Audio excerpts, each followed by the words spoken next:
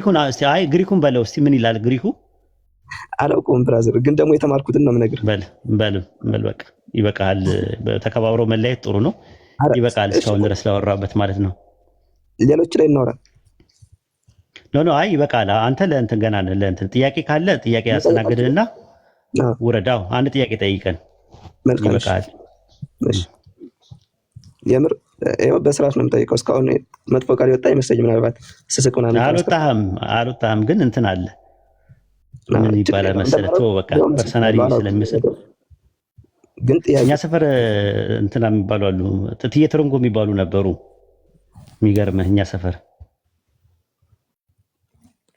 እሺ። እና በጣም በቃ በተለይ ብታይ በጣም ደረባባ ነበሩ። በተለይ ያንን ጺማቸው የርገግ ሲያደርጉት እንዴት እንደሚያምርባቸው ብታይ። እሺ። እና ሞቱ። በጣም ደግ ሴት ነበሩ። ግልጽ ነው አይደለም? ምን ነው ግልጽ ያለው ነው? ወይዘሪት ትርንጎ ለጺም ምናምን ብቻ ሊኖራቸው ይችላል። እሺ። እና ግን እንትን ነበሩ፣ ትንሽ ሰገጤ ነበሩ። በጣም ያሳዝኑኛል። እና ጅልጥም ነበሩ አንዳንዴ። ልጠይቅ ወደ እና ከዛ ሴትዮዋ ግን ደግ ነበሩ፣ የዋህ ነበሩ፣ ምስኪን ናቸው። አንተ ጥያቄ ልጠይቅ ፕሊስ። በቃ ሌላ ቀን እነግርሃለሁ ታሪኩን። እሺ ቀጥል። እሺ ስለ እስልምና ነው ጥያቄና አንዴ ትልቁ ላይ ሆኖ ኡስታዝ ለታብታብ ኡስታዝ ትልቁ ላይ እሺ መልካም። እንትን ሐዋርያት ሙስሊም ነበሩ ይላል አይደል ቁርአን? አዎ። ማስረጃ፣ ታሪካዊ ማስረጃ ሰጠኛለህ እንደነበሩ?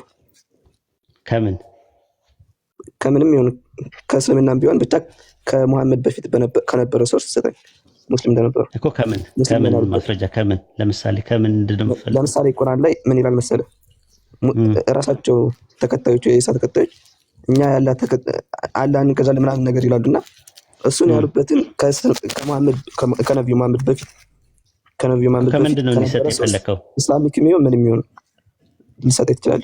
ኖ አይ እኮ ከምንድን ነው የፈለከው ነው የምልህ። ከምንም ይሁን እሺ፣ ከፈለከው ከነብዩ መሐመድ በፊት ከነበረ ሶርስ። ኦኬ። ዕብራይስጥ ትችላለህ? አይ አልችልም። ኦኬ ኢዮብ አንድ ያውጭለት። ኢዮብ ላይ ግን ይልኛል ስለ ሐዋርያት ነው ያወራው። ኖ አልነበሩ ከጥንት ጀምሮ የነበሩት ነው። ከባይብል ነው የፈለከው? ስለ ኢሳ ተከታይ ነው ያልኩኝ። አንዴ እኮ ከምንድን ነው የፈለከው? ብቻ ከነብዩ መሐመድ የለማ የነሱ መጽሐፍ ተበርዟል። ወደ ግሪክ ሲመጣ ተበርዟል። የነሱ አረማይስጥ ነበረ። ወደ ግሪክ በሚመጣበት ሰዓት ላይ ተበርዟል የነሱ መጽሐፍቶች አጠቃላይ ማለት ነው። ሰብከዋል እየዞሩ ምናምን ኃይልም ተሰጥቷቸዋል አይደል? አሸናፊ እንዲሆኑ ይላል ቁርአን። አዎ ሐዋርያት አዎ። እና እንደዛ ከነበሩ ቢያንስ እኮ ትንሽ ሰብከው ምናምን ሙስሊም ማድረግ ነበረባቸው አይደል? በምንድን ነው የሰበኩት? እኔ አላውቅም። ብቻ ግን ኃይል አላውቅም እኮ አላውቅም እያልከኝ እንትን ትላለህ። እሺ እንትን ልበልህ ነው እየጠየቅህ አይደለም እኮ። አሁን ማስረጃው ልስጥ፣ አንዳንድ ነገሮች ይጠቅማል ብዬ ማስበው ልስጥ እና አይ ቲንክ ወደ ሌላ ሰው እንሂድ ማለት ነው። አዎ።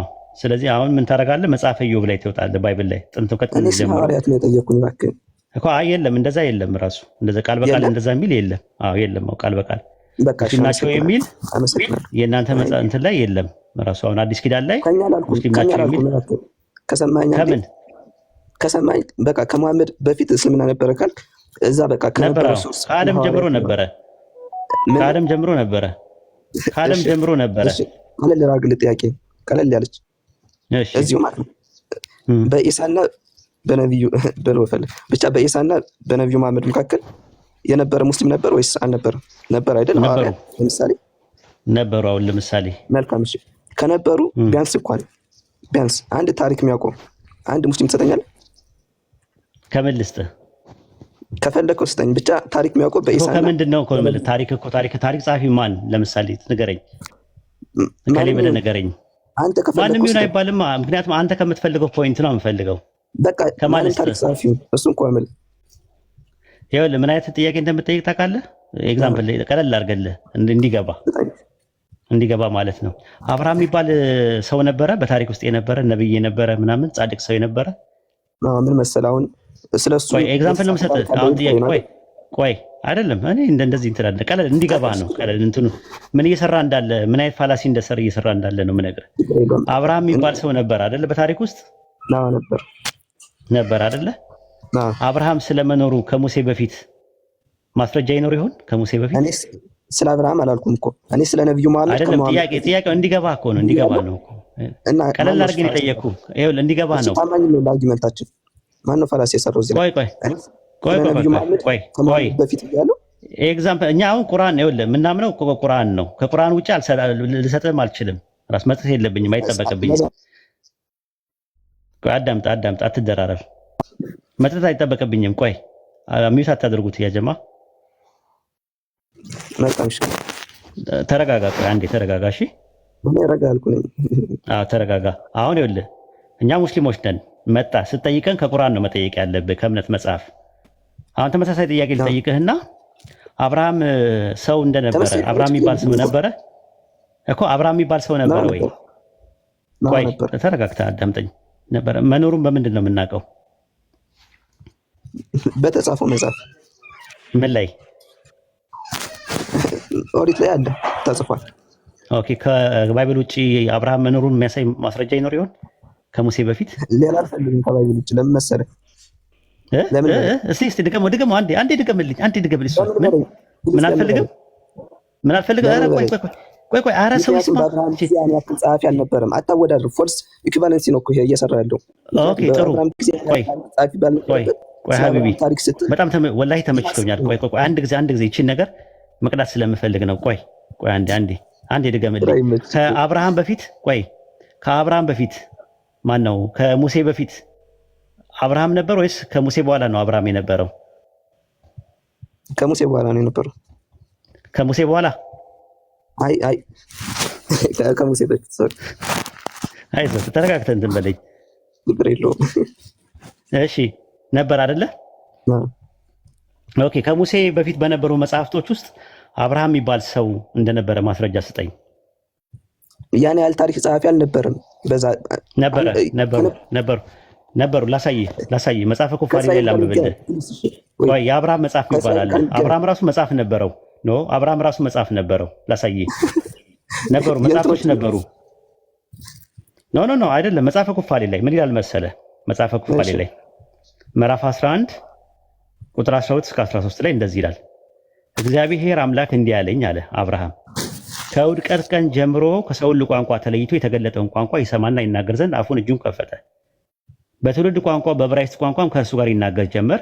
የአባቶቹንም መጽሐፍ ወሰደ። ከዚያ በዕብራይስጥ ቋንቋ የተጻፉ ነበሩ፣ ደግሞም ጻፋቸው። ከዚያ ቀን ጀምሮ ይማራቸው ጀመር ይላል አብርሃም። ከዛ ካለ በኋላ 32:29 ላይ ምን ይላል? ለዮሴፍም በምድር ላይ 2 ዓመት ነበረ። ከዛ በኋላ ይኸውም በከናን ነበር። የእርሱ መጽሐፍ አለ የዮሴፍ እና የአባቶቹ መጽሐፍ የአብርሃም መጽሐፍ፣ የይስሐቅ መጽሐፍ፣ የያዕቆብ መጽሐፍን ያደርሳቸው ዘንድ ለልጁ ለሌዊ ሰጠው ይላል። የማን መጽሐፍ ነው? የአባቶቹ መጽሐፍ የማን ያልቃቸውን ችግር የለውም። ኦኬ የአብርሃም መጽሐፍ። አሁን ከአብርሃም መጽሐፍ ውስጥ አብርሃም መኖሩን ማስረጃ ስጠኝ። ከአብርሃም መጽሐፍ ከራሱ ነው? አዎ ከሙሴ በፊት ነው የጠየቅኩ። ከሙሴ በፊት በነበሩ መዛግብት ውስጥ አብርሃም የሚባል ሰው ይኖር እንደነበረ ማስረጃ ስጠኝ። ወይም ደግሞ ከዮሴፍ መጽሐፍ ላይም የዮሴፍ መጽሐፍ ይላል። አሁን ለምሳሌ እዚህ ጋር የያዕቆብ መጽሐፍ ይላል፣ ኮምፓይል አድርጓቸዋል። የይስሐቅ መጽሐፍ ይላል። ኖ አይልም እንደዛ። የታሉ መጽሐፍቶቹ የታሉ ነው ጥያቄው። እና ሙሴም እኮ የጻፈው እኮ ለዛ ነው የእነሱን አጠራቅሙ ባለ ኖ ከሙሴ በፊት የነበሩ መጽሐፍቶች ውስጥ ነው የጠየቅኩ እኔ። ሙሴ መጽሐፍ አይደለም የጠየቅኩ። ስለዚህ ሙሴ አንድ ላይ ስላደረጋቸው እዛ በኋላ ተበታትነው መቀመጡ አንድ ላይ ማድረጉን እስቲ ማስረጃ አምጣ። እስቲ ስጠኝ ማስረጃ አምጣ። ታሪኮቹ የተጻፉትና ሙሴ ኑሮ ነው እዛ። ኖ አይ የጠየቁ ጥያቄ ሙሴ አንድ ላይ ስለማድረጉ ምንድን ነው ማስረጃ? ምክንያቱም ሙሴ ራሱ የጻፈው እኮ ስለ አብርሃም ጽፏል፣ የጠቀስካቸው ሙሉን ጽፏል። ስለዚህ እነዛ የጻፋቸው ቁርአንም እኮ ስለ ሐዋርያቱም ጽፏል ምናምን ብዬ እኮ መመለስ እችላለሁ። እና ወደ ቁርአን ላይ ተጽፏል፣ ስለ አብርሃምም ስለ ይስሐቅም ስለምንም ተጽፏል ብዬ ማምለጥ እችላለሁ። እሱ አይደለም አሁን ጥያቄው።